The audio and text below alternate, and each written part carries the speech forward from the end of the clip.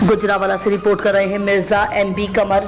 Corruption का नया अंदाज। डिस्ट्रिक्ट कॉम्प्लेक्स हाफिजाबाद में मौजूद बिल्डिंग्स जो पहले ही बेहतरीन हालत में मौजूद है, तमाम बिल्डिंग्स में के फर्श चिप्स बेहतरीन हालत में मौजूद है। अब इस फर्श के ऊपर टाइल लगाई जा रही है।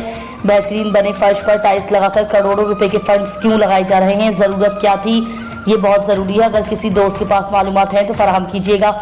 जो कौम IMF से कर्ज लेती है उसे सेहत, तालीम व दीगर बुनियादी ज़रूरियात के बजाय इस किस्म की आसाइश जिसकी बजाय ज़रूरत भी नहीं और फिर किसी ने उसका मुतालबा भी नहीं किया। पंजाब हुकूमत या ज़िला इंतज़ामिया ने ज़रूरी काम जिनका काम करना बहुत ज़रूरी है, जैसे सेहत की सहूलियात, अद्वियात जो डिस्ट्रिक्ट हेडक्वार्टर अस्पताल हाफिजाबाद में नायाब हैं, मरीजों को बाजार से खरीद करना पड़ रही हैं। साफ पानी जो इस शहर बुनियादी बड़ा मसला है। शहर के शर्की हिस्से में करोड़ों रुपए की लागत से पानी की बेहतरीन पाइपलाइन और मोटर्स वगैरह सब तैयार हालत में बंद हैं।